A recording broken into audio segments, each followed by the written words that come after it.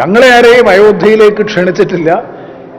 എനിക്കറിയില്ല ആരെയൊക്കെയാണ് ക്ഷണിച്ചിട്ടുള്ളത് എന്നറിയില്ല. ഇതേവരെ ക്ഷണിച്ചിട്ടില്ല. ഇനി ക്ഷണമുണ്ടാകുമോ എന്നതിനെ സംബന്ധിച്ച് ഇല്ല. ഇത് ഞങ്ങളെ സംബന്ധിച്ചിടത്തോളം വളരെ വ്യക്തമായി കൃത്യമായി ഇതിനകം തന്നെ സൂചിപ്പിച്ചു കഴിഞ്ഞിട്ടുണ്ട്. കാരണം ഇത് ഒരു വിവാദമാക്കി മാറ്റുക എന്നുള്ളത് BJP മുന്നോട്ട് വെച്ചിട്ടുള്ളൊരു ട്രാപ്പാണ്.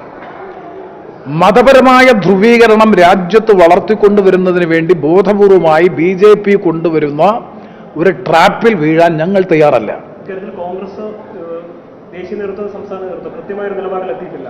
UDF-ന്റെ ഭാഗമായി നിൽക്കുന്ന ഒരു ഘടകകക്ഷി എന്ന നിലയ്ക്ക് എന്താണ് യഥാർത്ഥം? ഇതിൽ UDF-ഉം LDF-ഉം ഒന്നുമില്ല.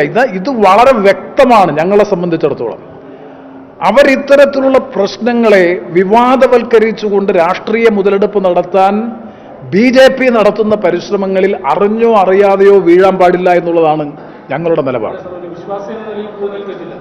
അതല്ല, അത് വിശ്വാസികൾ തീരുമാനിച്ചോട്ടെ. ഇതൊക്കെ ഓരോ വിശ്വാസികളുടെയും വ്യക്തിഗതമായിട്ടുള്ള അവകാശമല്ലേ.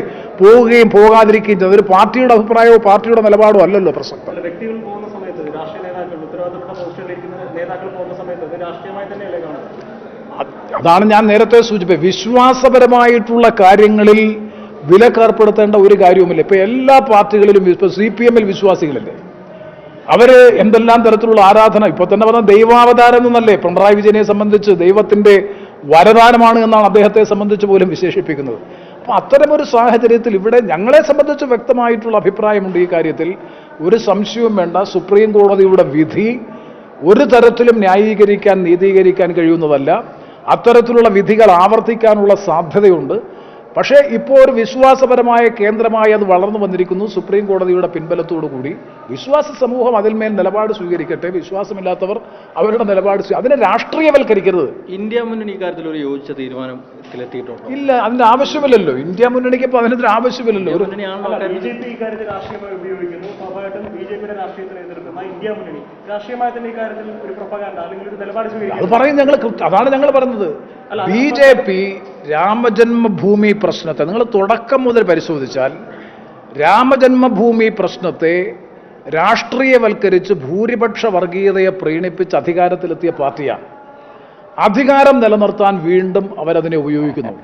അതുകൊണ്ട് വളരെ ജാഗ്രതയോടെ സൂക്ഷ്മതയോടെയാണ് ഈ പ്രശ്നത്തെ അഭിസംബോധന ചെയ്യാൻ ഇന്ത്യ മുന്നണി ആഗ്രഹിക്കുന്നത്. അത് തന്നെയാണ് കോൺഗ്രസിന്റെ നിലപാട്. അല്ലാതെ CPM പറയുന്നത് പോലെ പെട്ടെന്നൊരു പ്രഖ്യാപനം നടത്തുക എന്നുള്ളതല്ല.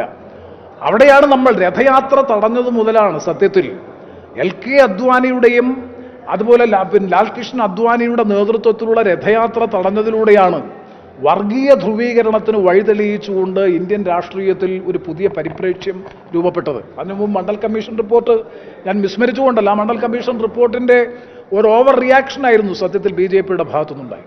തുടർന്നിങ്ങോട്ടുള്ള ഓരോ ഘട്ടങ്ങളിലും അവർ ഉപയോഗിച്ചത് ഇത് തന്നെയാണ്.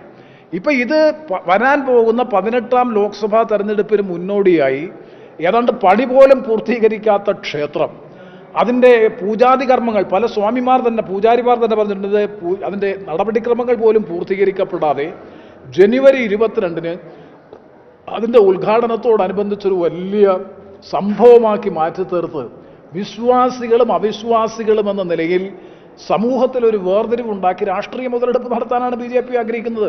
ഇന്ത്യൻ നാഷണൽ കോൺഗ്രസിനെ പോലെയുള്ള ഒരു ദേശീയ പ്രസ്ഥാനം കരുതലോടുകൂടി മാത്രമേ ആ രാഷ്ട്രീയ സ്ട്രാറ്റജിയെ പൊളിറ്റിക്കൽ സ്ട്രാറ്റജി അഡ്രസ് ചെയ്യാൻ പറ്റൂ.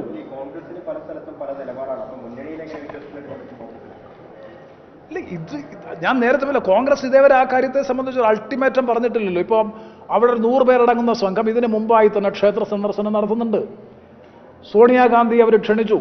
പോകണമോ പോണ്ടയോ എന്നതിനെ സംബന്ധിച്ച് കോൺഗ്രസ് ഇതേവരെ തീരുമാനിച്ചിട്ടില്ല. അതാണ് ഞാൻ പറഞ്ഞത്. വളരെ സൂക്ഷ്മതയോടെ ജാഗ്രതയോടുകൂടി പ്രതികരിക്കുകയും നിലപാട് സ്വീകരിക്കുകയും ചെയ്യേണ്ട കാര്യമാണ് വിശ്വാസപരമായിട്ടുള്ള അയോധ്യയിലെ രാമക്ഷേത്രവുമായി ബന്ധപ്പെട്ട പ്രശ്നം. അത് കോൺഗ്രസ് എടുത്ത നിലപാട് പക്വമായ നിലപാടാണ്, കൃത്യമായ നിലപാടാണ്. ഇപ്പോൾ CPM-ന് ഞങ്ങൾക്കുമൊക്കെ കൃത്യമായിട്ട് പറയാൻ വേണ്ട ബഹിഷ്കരിക്കാം. പക്ഷേ കോൺഗ്രസിനെ പോലെ ഒരു രാഷ്ട്രീയ പ്രസ്ഥാനം പ്രത്യേകിച്ച് UP അടക്കമുള്ള സംസ്ഥാനങ്ങളിൽ നിർണായകമായ മുന്നേറ്റം നടത്താൻ വേണ്ടി പരിശ്രമിച്ചുകൊണ്ടിരിക്കുന്ന സ്ഥലത്ത് വീണ്ടും മതപരമായ വിഭാഗീയതയിലൂടെ ധ്രുവീകരണം സൃഷ്ടിക്കാൻ BJP നടത്തിക്കൊണ്ടിരിക്കുന്ന പരിശ്രമത്തെ അവർ തന്ത്രപരമായി തന്നെ കാണുന്നു എന്നാണ് ഞാൻ മനസ്സിലാക്കുന്നത്. അതൊരു സ്ട്രാറ്റജിയാണ് അവരെടുക്കുന്നത്. വിശ്വാസത്തെ വിലക്കുകയല്ല, വിശ്വാസത്തിൻ്റെ പേരിൽ നിയമവിരുദ്ധ പ്രവർത്തനങ്ങളെ നീതീകരിക്കുകയുമല്ല.